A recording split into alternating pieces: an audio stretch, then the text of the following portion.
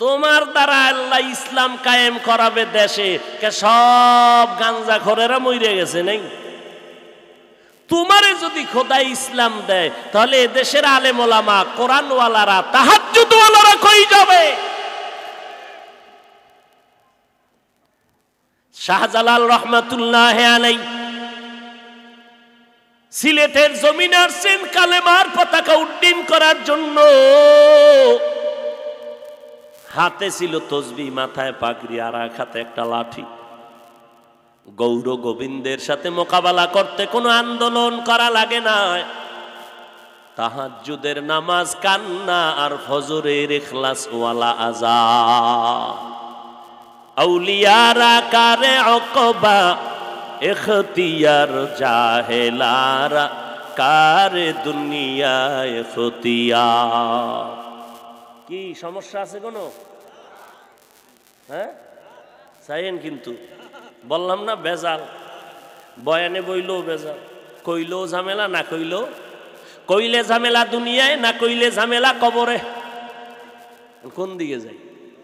হ্যাঁ, কথা বললে বিপদ দুনিয়ায়, না বললে বিপদ পরকালে। সব দলাদলিতে পরিণত হয়ে গেছে। বক্তাও দলীয়, শ্রোতাও দলীয়, ওয়াজও দলীয়। কি ঠিক না?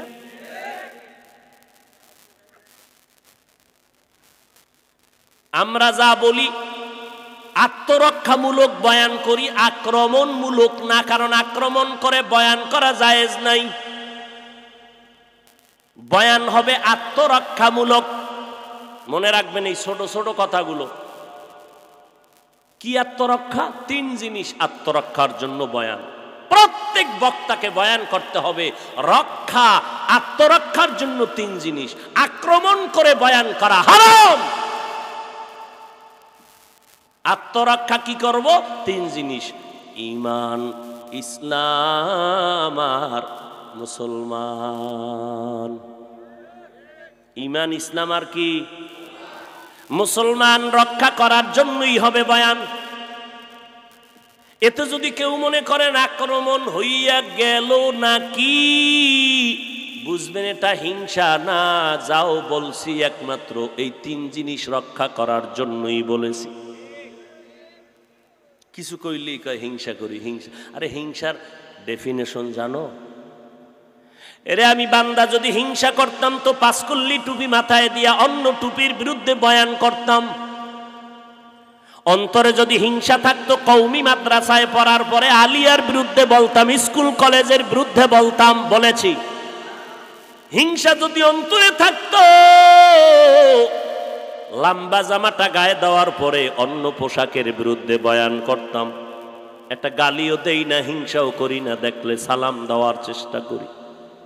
নাবির নিচে হাত বাঁধিয়া নামাজ পড়ি, কিন্তু যারা বুকে হাত বেঁধে নামাজ পড়ে হিংসা করি না, গালি দেই না, দেখলে সালাম দেওয়ার চেষ্টা করি। আলহামদুর পরে আমরা আস্তে আমিন বলি, যারা জোরে জোরে আমিন বলেন হিংসা করি না, গালি দেই না, দেখলে সালাম দেওয়ার চেষ্টা করি।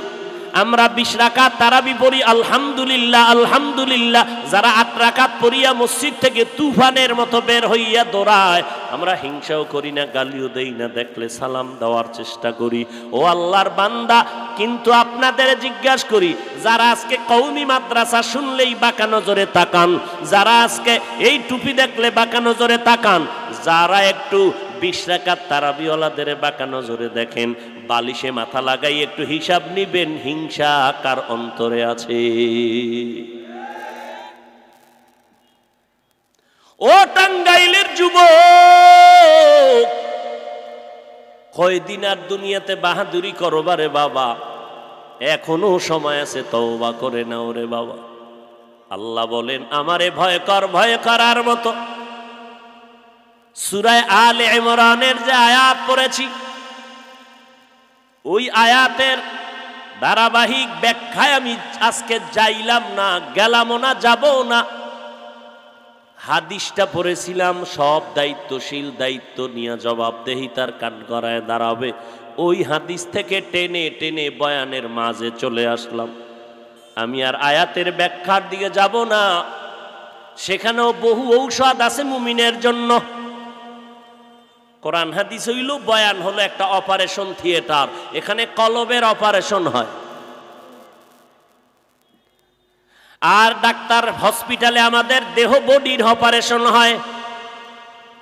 ওখানে অপারেশন করতে গেলে টাকা লাগে, ডাক্তারের কাছে যায়, ওটি রুমে ঢুকায়, সাইন দেওয়া লাগে, কান্নাকাটি চলে, রক্ত যায়, সেলাই লাগে, চামড়া কাটে, পেট কাটে, গোশত কাটে, কান্নাকাটির সয়লাভ হয়ে যায়। কিন্তু আল্লাহওয়ালাদের মজলিস, ওলামায়ে কেরামের মজলিসে কলবের অপারেশন হয়। এখানে টাকা লাগে না, এখানে সেলাই লাগবে না, রক্ত যাবে না, চামড়া কাটা হবে না। তবে ওখানের একটা নমুনা এখানেও থাকবে, সেটা হলো কান্নার আওয়াজ। দেখবেন পুলিশে এক চোরের ধইরা, আরে ভিডারে ভিডা, এমন ফিডা লাগাইছে, চোরে শুধু চিৎকার দেয় কিন্তু কান্নার কোনো পানি নাই, কোনো কান্নাকাটি নেই। অথচ একজন আল্লাহওয়ালা এই স্টেজে বসিয়া বয়ান করে, 200 হাত দূরে বসিয়া এক যুবক চোখের পানি ছেড়ে কান্না করে, চিৎকার মেরে কান্না করে আর গড়াগড়ি খায়। বুঝিয়া নেও, ওই পুলিশে চোরের পিটায় কান্দে না, আর বয়ানের মধ্যে এক আল্লাহওয়ালা বয়ান করে। 200 হাত দূরের যুবকটা কেন কাঁদে? কে তারে মারলো? কেউ মারে নাই, আসমান থেকে কলবের অপারেশন চলতেছে।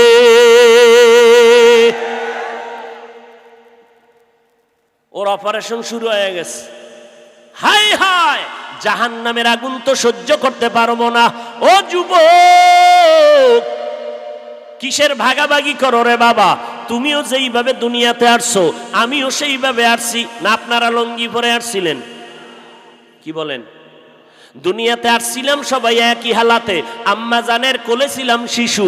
কে ডাক্তার, কে রুগী, কে ইমাম, কে মুক্তাদি, কে ধনী, কে গরিব লেখা ছিল, সব ছিলাম এক। তুমিও এক, আমিও এক। তোমার আমার আল্লাহ নাকি আপনাদের আল্লাহ আলাদা? ও নবীর উম্মত, তোমার নবী আমার নবী এক, তোমার কোরআন আমার কোরআন এক, তোমার কাবা আমার কাবা এক, তোমার ধর্ম আমার ধর্ম।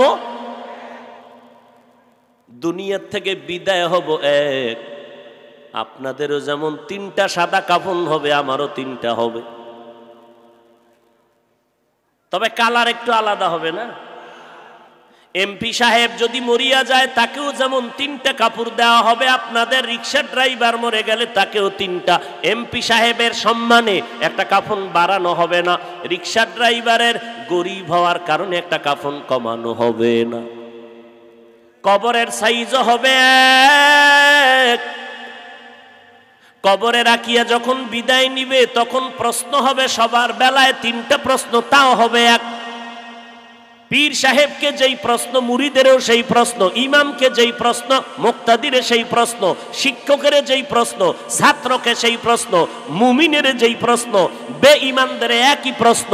রবের পরিচয় দাও, ধর্মের পরিচয় দাও, রহমাতুল লিল আলামিনের পরিচয় দাও। নবীজি বলেন, এই 3টা প্রশ্নের জবাব যারা কবরে দিবে, তাদের কবর হবে রাউযাতুম মির রিয়াজিল জান্নাহ। আর যারা জবাব দিতে পারবে না, তাদের কবর হবে হুফরাতুম মিন হুফারিন নার। কারা পারবে? আমি হুজুর পারবো, গ্যারান্টি নাই। আপনি হুজুর না পারবেন না, গ্যারান্টি নাই। দুনিয়াতে যারা নবী বলেন রবের গোলামি করবে, কবরে গিয়ে তারা জবাব দিবে রব্বি আল্লাহ, আমার রবকে। দুনিয়াতে যারা ইসলাম মেনে চলবে, কবরে গিয়ে তারা জবাব দিবে দীনিয়াল ইসলাম। দুনিয়াতে যারা নবীর সুন্নতের মালা গলায় লাগাবে, আঙ্গুলের নখগুলো কেমনে কাটবি রে যুবক, আঙ্গুলের নখ কেমনে কাটবা রাখবা, সেখানেও নবীর সুন্নত। মাথার চুলগুলো কেমনে কাটবা রাখবা, সেখানেও নবীর সুন্নত। কেমনে জুতা 2টা পরবা আর খুলবা, সেখানেও নবীর সুন্নত। বাথরুমে কেমনে ঢুকবা, বের হইবা, পানিটা কেমনে ব্যবহার করবা, সেখানেও নবীর সুন্নত। কেমনে জামাটা খুলবা, গায়ে পরবা, সেখানেও নবীর সুন্নত। পানিটা কেমনে পান করবা, সেখানেও নবীর সুন্নত।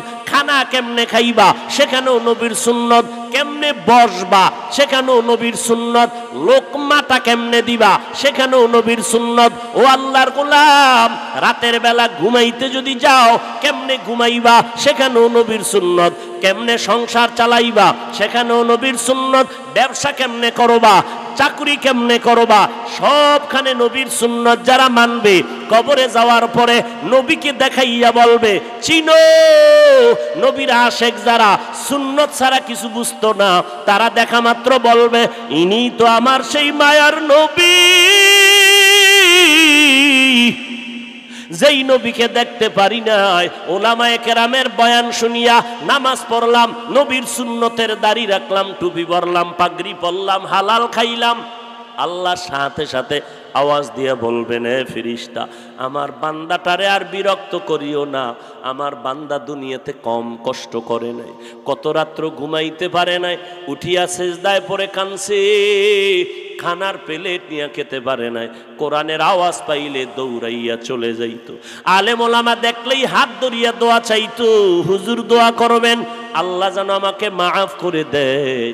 এইভাবে এভাবে বান্দা কষ্ট করেছে, এখন আর কষ্ট দিও না, এখনই তাড়াতাড়ি বেহেশতের বিছানাটা কবরে বিছাও, 3.5 হাত কবরটা বড় একটা বালাখানা বানাও, কবরের সাথে জান্নাতের একটা রাস্তা বানায় দাও। আমার বান্দা এখন আরামে ঘুমাবে, ইসরাফিলের সিংহা ফুৎকার পর্যন্ত তোমরা হইবা পাহারাদার।